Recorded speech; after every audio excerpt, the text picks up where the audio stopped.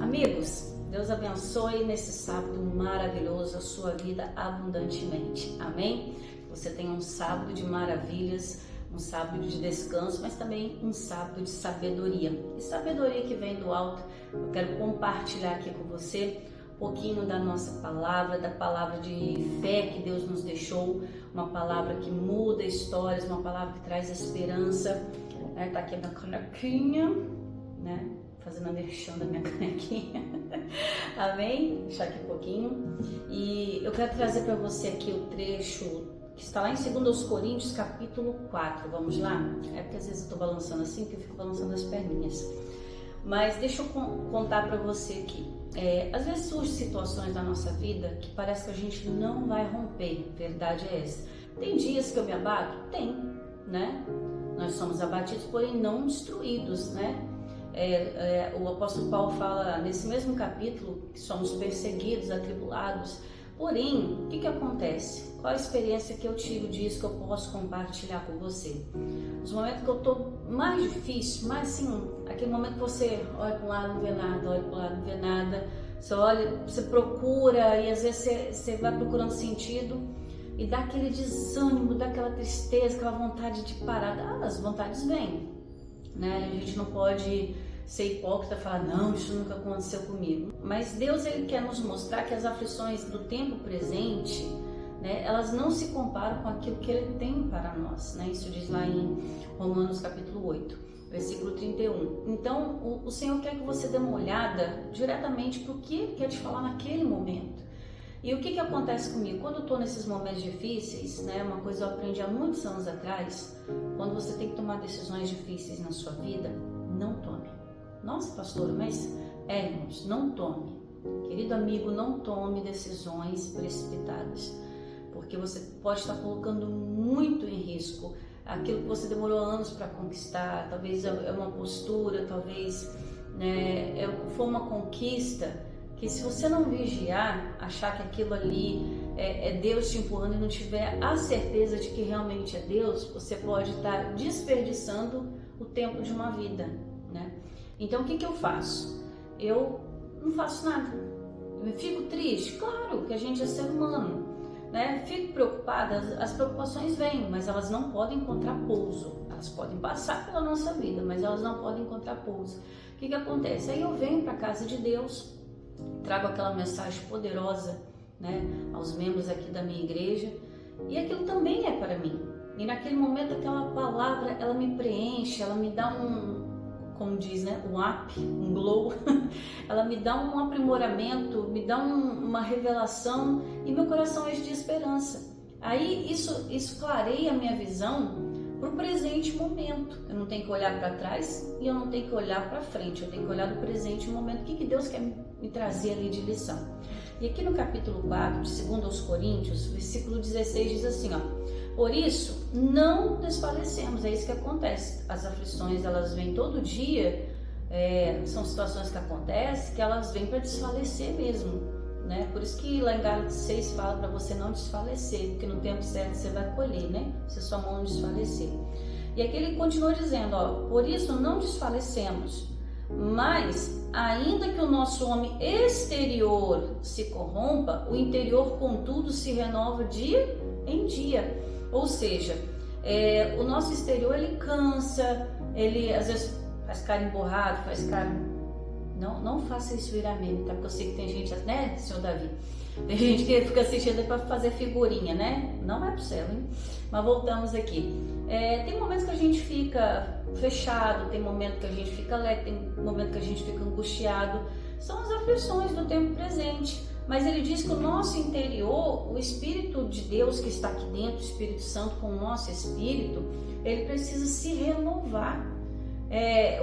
O Davi, ele fala, né? O rei Davi, ele fala: crie-me, ó Deus, um coração puro e renova. Ele não vai tirar um espírito e colocar outro. Não, se tirou o espírito, morreu, né? Não, ele vai renovar. Crie-me, ó Deus, um coração puro e renova dentro de mim um espírito reto e inabalável.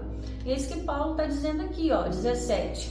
Porque a nossa leve e momentânea tribulação produz para nós um peso eterno de glória de muito excelente.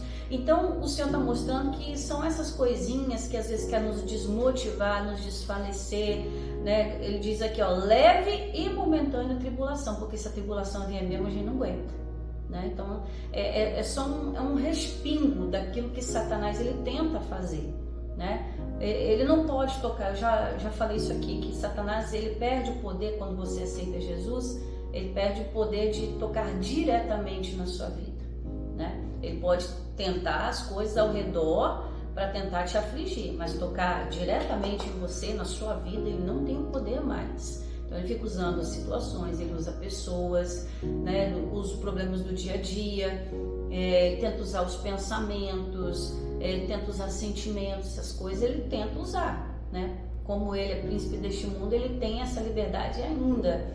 Mas contra os filhos de Deus já não tem mais o que? Condenação. Então, olhando para a palavra, o 18 diz assim, ó, não atentando nós nas coisas que se veem, ou seja, Jesus está falando através de Paulo aqui, ó, não presta atenção naquilo que você está vendo, né?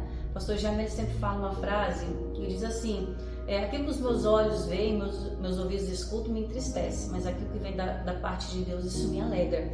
Então Paulo está dizendo aqui, ó, não atentando nós nas coisas que se veem, mas nas que se não veem, porque as que se veem são temporais e as que não se veem são eternas. Então o apóstolo Paulo aqui, usado pelo Espírito Santo, está dizendo para nós o seguinte, nós temos que colocar toda a nossa atenção naquilo que a gente não vê ainda, que vem da parte de Deus.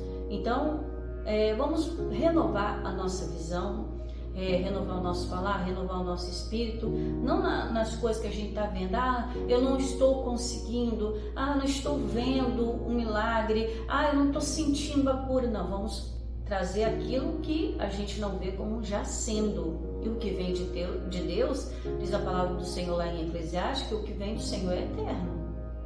Então vamos trazer as coisas do reino para nós, né? Ele está dizendo aqui, não vamos desfalecer, não deixe o homem interior se corromper. Tá cansado? Para um pouco, não é errado você parar, né? Essa semana que passou eu trouxe uma palavra, acho que foi no culto de quarta-feira, domingo ou quarta-feira, se eu não me engano, nós temos que estar debaixo do refúgio de Deus, não foi quarta-feira. A gente tem que estar debaixo do refúgio de Deus. Então é interessante você estar debaixo do refúgio de Deus. Ali, renova as tuas forças, querido. Ali, renova o teu entendimento, se prepara para aí sim você chegar e lutar, né? Eu sempre falo do rei Davi, que é um dos exemplos maravilhosos.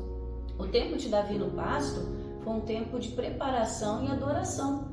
O tempo de Davi na guerra, até chegar no trono, foi um tempo de preparação, para que quando ele sentasse ao trono, ele já sentasse preparado. Então tem coisas na nossa vida que a gente precisa de um preparo, mas não é falar, eu vou lá e vou me preparar. Não, eu tenho que me preparar pela palavra, o homem interior.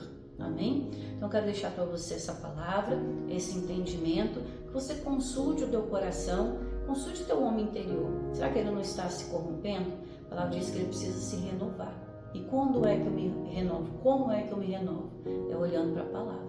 Isso vai te dar um up, vai te dar um glow, vai te dar um para cima, né? Vai te dar uma força, uma visão, que aí você vai ter a capacidade de ser um solucionador de problemas, tá bom? Fica aqui o nosso bate-papo, rapidinho hoje, né? Fica aqui o nosso bate-papo, tenha certeza que Deus ele é contigo. Forte abraço e nos acompanhe durante a semana. Terça-feira no cair da tarde, os cultos que a pastora vai postando na semana e nosso encontro todo sábado ao meio-dia.